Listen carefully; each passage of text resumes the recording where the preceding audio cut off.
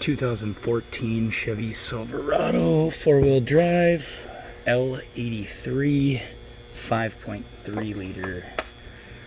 No, customer stated that the AC will not work. First thing I do on any checks for AC is I do a code scan, complete system scan. What are we getting there? 1325, control module power circuit, below threshold, LIN bus 9. These are history codes, low speed CAN bus. Looks like the radio has also got a LIN bus code and a power circuit code. And that's it. So that'll save in my scan tool.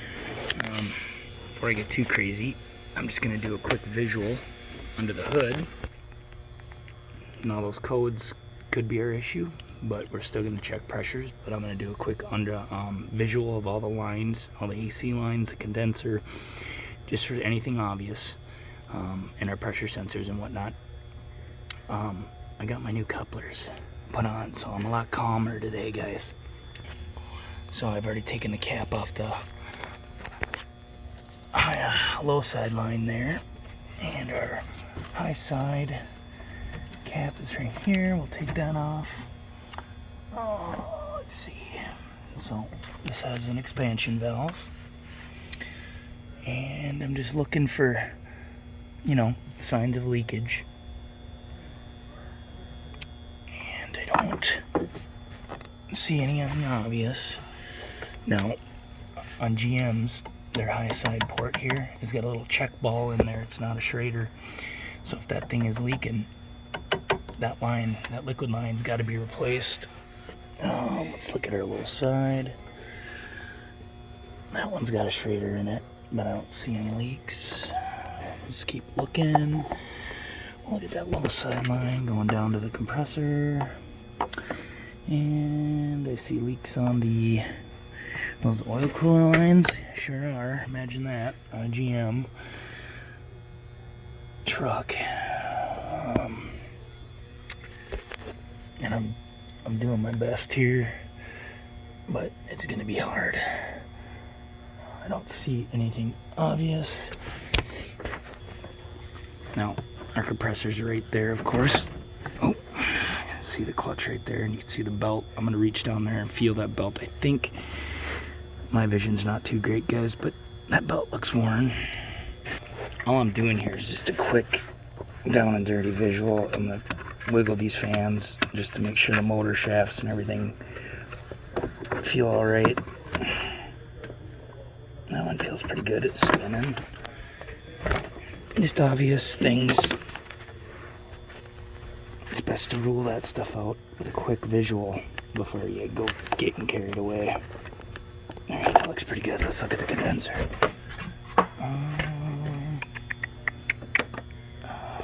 Now, these GMs, these trucks, are notorious for the upper corner right there getting a slow leak, and it's really, really hard to detect it, even with a sniff tool. So, sometimes you got to put air in them and spray them down with soapy water to find it, but I'm just looking for obvious signs of damage or leakage, and I didn't see any. And your coolant level looks good. Alright, well, I'm going to hook the gauge setup to it. Check our information here. R134A PEG oil. It should give us our charge level on there.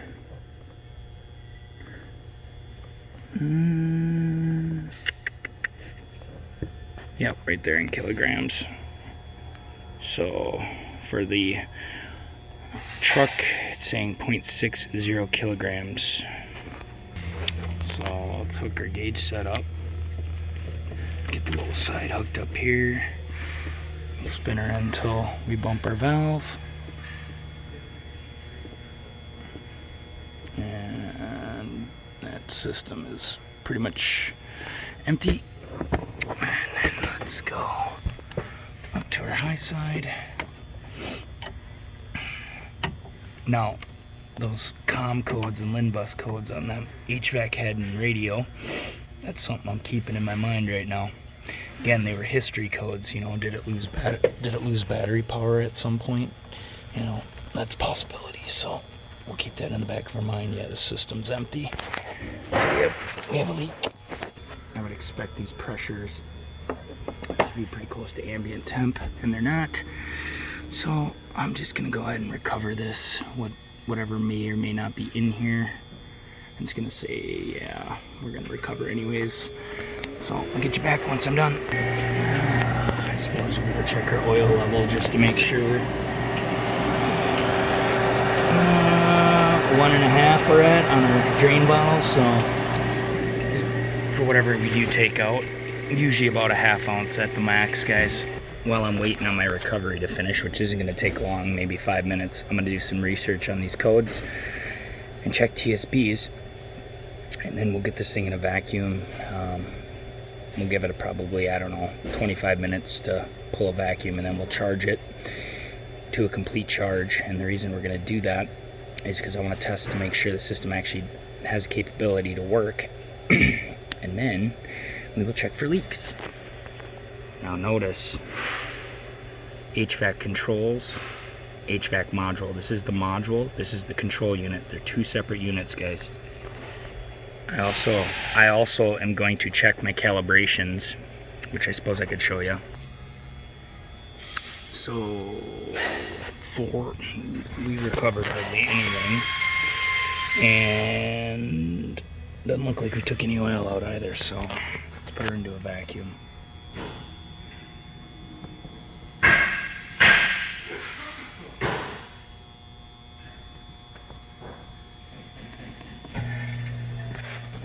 Just some quick notes on what I recovered and how much oil I took out and what the charge capacity needs to be, which is 1.40 pounds. Alright, well, there is a TSB out for that U150F that was stored in our radio. Notice that it says what it says there. I'm going to give you guys a minute if you want to read that, but that's going to require testing to verify. So we'll document that. Why did I spend money for a Zeus? Well, I'm going to print this TSB in a PDF and title it so I can email it and attach it to my actual stored vehicle information in here. So if the customer does want to take care of it, I can send it right over to my service writer through an email. So that's why I bought it. So I just document it, you know, hard write it on there for that code, and then I label it with the TSB reference number underscored and then the date, and I put my dates in that particular, that's how I put my dates in there. And the reason I do that is it makes sorting easier and finding it easier on my desktop. Alright, there was one code. Now let's check this. Let's check this 1509, U1509, and this is what I do like about this tool. I hit that.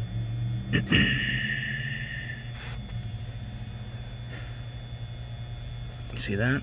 That's why I like this. Alright. Let's check this one. Which code is that? No.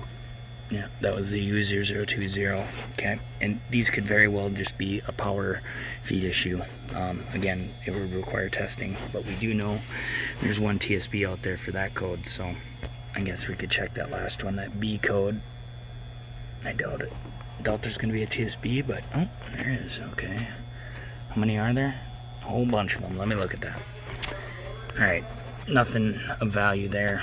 Obviously, it's telling us, you know, battery issues. I'm not worried about it. Again, this is specific. It's only 2 modules in there that set that B code, so for, you know, below voltage threshold. So we're pretty much done right there. I'm going to check calibrations on those 2 control units, the HVAC control and the HVAC module itself, and make sure the calibrations are up to date. So when you come out here, you're going to see 2 of them, right? HVAC controls and HVAC. So we'll go into HVAC. Now we need to look at our RPO code and see if we have HVAC automatic CJ2 or manual single zone, okay? C67. And then you can look at your RPO codes right in your glove box. All right, let's see, what do we got? I don't know if you guys are gonna be able to see that. You see how they're in alphabetical order. CJ2 is what we've got. The other thing I'm gonna do is I'm gonna check the cabin filter. All right, these cabin filters on these Chevys, make sure you guys are getting paid for your time. Don't let your service writers tell you that, oh, you know, that's included in the standard oil change time, because it's not. All right, you got to pull these pins out. Okay, first you got to release the I guess the retractor from the side of it. Okay, then you pop the pins out, drop your glove box, and then you're going to take out these Torx screws that hold this retainer in, and your cabin's right behind that. Okay, so let me do that. Some of you might be wondering, well, Paulie, why are you checking that? You're supposed to be checking the HVAC, or, you know, the no AC complaint. Yeah, exactly. I'm checking everything. I'm making sure everything is back to 100%. All right, that's what the build time for our inspection on it is for. Every shop is different, guys. So there's your door for your. Just make sure if you're out there, you're getting paid for your time.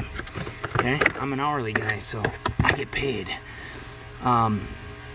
There's our filter. I don't know, does that say GM on it? That might have been replaced already. Let me pull it out and look at it. So that filter's been done already, but it's full of some debris, a few leaves and whatnot. And just make sure you clean those out of the bird cage in there. Okay, make sure you clean them out, or you're gonna have noise. I'm okay with this filter. It's still good. We'll pound all the crap out of it.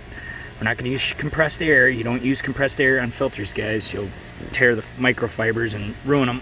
So we'll clean it, reinstall it, but for right now, I'm not worried about it. Let me go check on what were we doing. Oh yeah, I'm going to look up them calibrations on AC Delco's TIS. Okay. All right, I'm going to walk you through this. You know, CJ2 is what we had. What we want to do is we want to go to module setup, and you're going to see, actually I'm in the wrong one here. Let's see, let's go back. Maybe it is in the HVAC controls. Maybe not. Hold on. Alright, so I'm on AC Delco TDS and I'm logged in. Now you can see here there's two options. Now I'm going to link a description to, I'm going to link a video for Cody at Cody's Auto Diagnostics. He went through this in quite a bit of detail on how to check your calibrations. Now, for whatever reason, I'm not able to see, okay, again, scan tool issues, right? Why the Zeus isn't letting me see the calibration that's in this HVAC module is beyond me, okay? Advantages and disadvantages to every tool. It's disappointing. I mean, it can piss a guy off, but I'm going to check it with the Autel. I'd imagine the Autel will let me see it, maybe not. You know, it is what it is. You know, this is what we deal with. So what I can do though is I can print this in a PDF again, attach this to my stored work order in my tool, and then of course email that. All right, so that's what I'm going to do. Now you have to check both your HVAC module or you got to check the HVAC module, and there's two options, one for airflow and one for HVAC. I don't know why my camera's not zooming real well, but I just want you guys to know that that's something you should be doing. So I'm just going to name it, you know, my RO number _ HVAC calibrations, and save it to my desktop. Okay, and you can see all the calibrations that are due for the airflow. Okay, same thing. I'll label it, print it as a PDF, and save it right to my desktop. And there you go, airflow HVAC calibrations with the work order number. Let's check and see if we can see our calibrations, our current calibrations with the Autel. Interesting. So my vacuum, my 25-minute vacuum, my 10-minute leak test passed. I don't trust vacuum leak tests on a machine. So obviously the system's empty. So let's charge this thing while we're checking checking the module for its current updates, or its current calibration. What do we want to do here? Inject oil? Sure. Injecto. Let's see here. Let's go. We'll just give it a 1/2 ounce. Nothing too crazy. There, that should be enough. And hit stop, and it's automatically gonna. So we want 1. Come on. 4. So 1.40 pounds. And I'm gonna charge on the low side. And just watching my high side pressure. Okay, it's flowing nice, so I'll let that charge and go get that auto hooked up. Well, I'm an idiot. I was looking in the wrong spot, guys. So it is in here.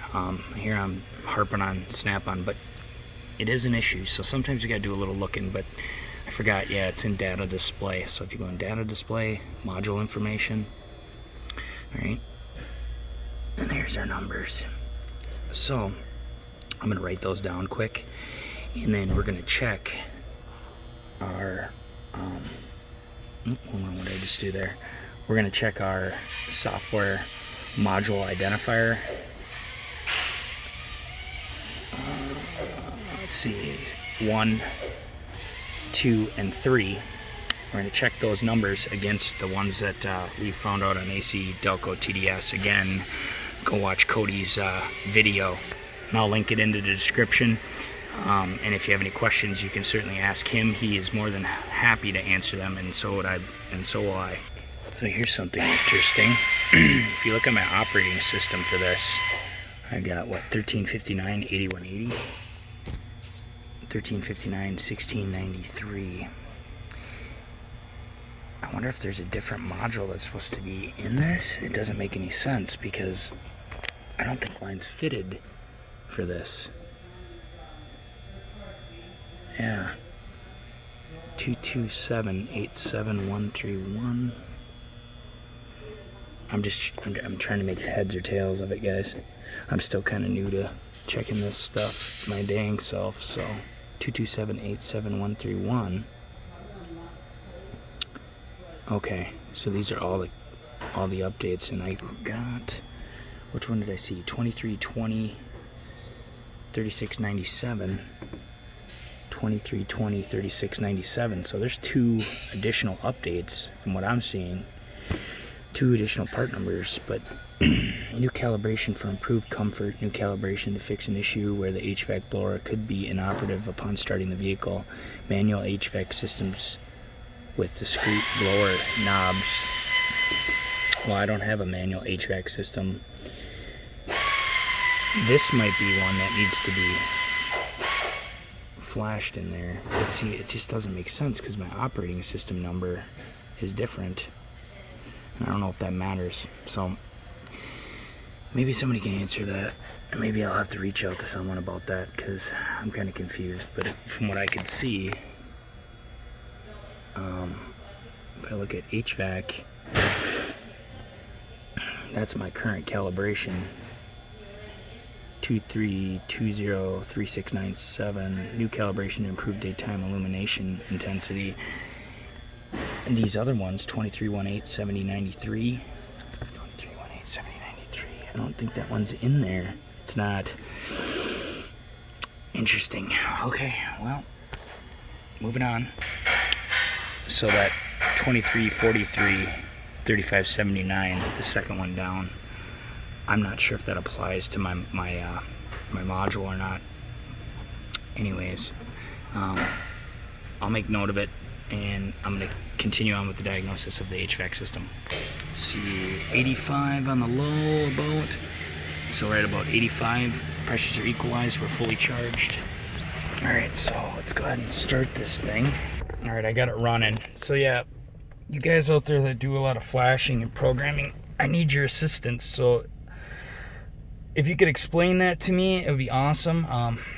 Cody, if you're watching, somebody explain to me what I'm doing wrong when I'm looking that stuff up. I don't want to give out bad information. Anyways, I got started. It's not going to change my approach. Let's see here. Now it's going to be loud because I've got that. Let me turn this down. I got that cabin filter out, and I'm just going to put it on AC recirculate. We'll crank this down to low. Now I've got them synced, so both sides will be cold. Crank this up a little bit.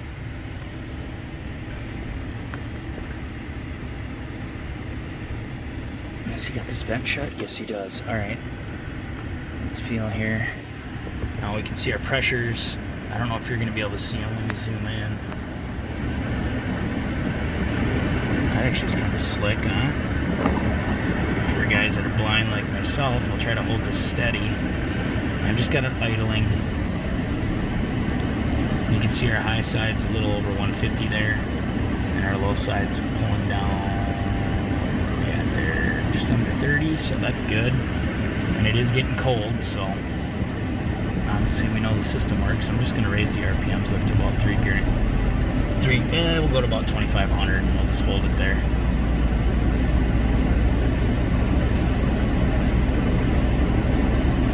And it looks like our low side is pulling pretty low. Bring the RPMs up a little bit more.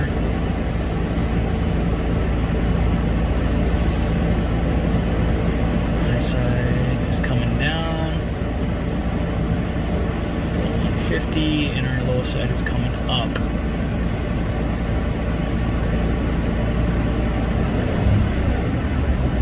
Bring it back down to idle. Like that. And again, it might take a while for everything to kind of circulate in the system. There we go. That's what I'd like to see. It looks way better.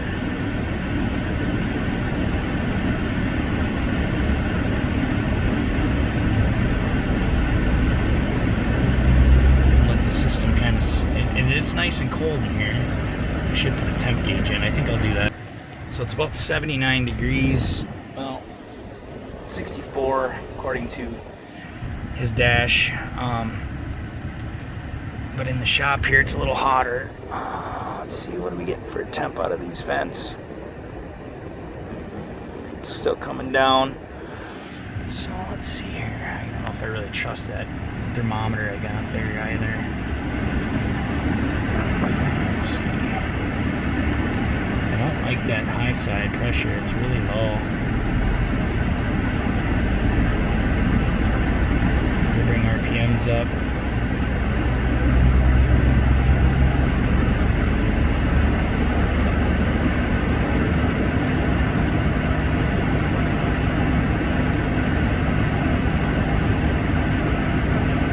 I'm new to the HVAC, or the AC videos, guys, so this might get a little lengthy. I'll try to cut some of it out, but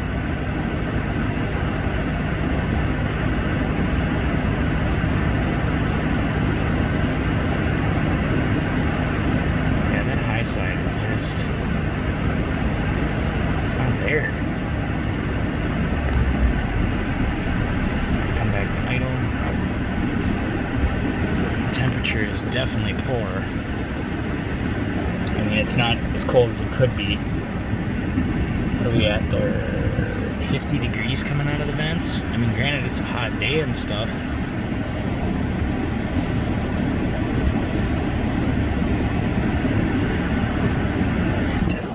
Like that. Let me zoom back out. You can see there 50 degrees according to that thermometer coming out of the vent. I'm on recirculate. I guess we could. Then again, I don't have that cabin in, so that might affect that a little bit. Let's try full bore once, see what it does.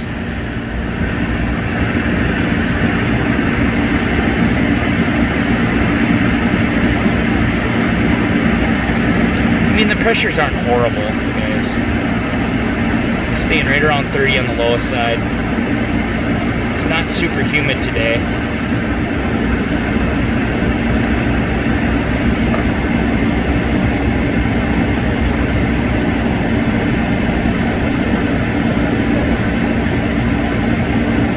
condenser definitely is not pushing real high on that high side. Alright, well, let's go out and take a look at the compressor. Alright guys, so that high side's not coming up, and here's why. I've got her running, right? And I don't know if I'm gonna be able to get this on camera. Oh yeah, there it is. Not like it's hard. I mean, we know this is a common problem with them. Luckily, we've got one in back, because I think they're on back order right now, to be honest with you. So we're done. It needs a condenser. I will recommend a thermal expansion valve, because this thing's got like 172 grand on it with it. And I'm also going to recommend them oil cooler lines and some belts, because the belts are worn. As far as the calibrations go on that HVAC head, hold on a second. Just to clarify, that's why our high side isn't coming up quite like we would expect it to. You know, that's a pretty considerable leak. Let me show you it again. I'll spray it again. Just some Dawn dish soap. And there you can see the bubbles, right? I'm going to zoom in. And that's really like the leak. Anyways, as far as the calibrations go on these, again, control unit is the knobs. The module's separate. I believe it's behind there, if I remember right. I'm not too worried about the calibrations, guys. It's not the reason for the... It's not going to fix the complaint, okay? As far as those U codes and all that stuff go, that requires more diagnostic time. So I'm not going there. I mean, obviously, I'm going to mention everything to my service writer, but that's it, guys. Clean that cabin filter, put in a condenser, pull a good long vacuum, and give this thing a full charge, and it'll be good to go, right? Not too hard. Obviously, you know, going into this, I suspected that condenser. We'll put new belts on it, and I'm going to recommend them oil cooler lines. Since we're going to be in there, to do those oil cooler lines, I like to, some guys maybe like to fight it, but I like to drop the whole differential. It's gravy. It's easy to do on a Chevy, you know, in and out, no problem. So that's it, guys. That's all I got. Hopefully you liked it. Sorry for the length. I've got so much HVAC work to do. I've got an evaporator I'm doing on that Ranger, a bunch of crap, and they just don't end. So take care.